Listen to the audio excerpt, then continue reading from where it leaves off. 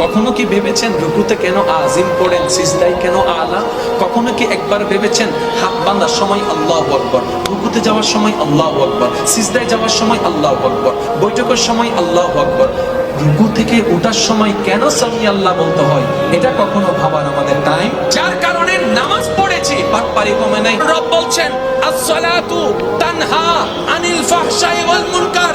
আমি রব ফাইনাল ঘোষণা দিলাম, যার কাছে নামাজ থাকবে সে কখনো পাটপার হতে পারে না। বাস্তব চিত্রে দেখলাম নামাজি আছে, সুদুদি কমে নাই, নামাজি আছে, পাটপারি কমে নাই, নামাজি আছে, জায়গা দখলকারী কমে নাই। তাহলে আল্লাহর কথা তো মিথ্যা হয়ে গেল।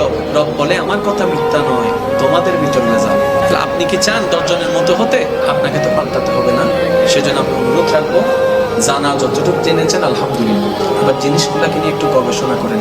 রবের প্রেম যেদিন আপনার অন্তরে স্থান পেয়ে যাবে, আপনি সেই দিন থেকে পাক্কা মুসলমান হওয়া শুরু করবেন।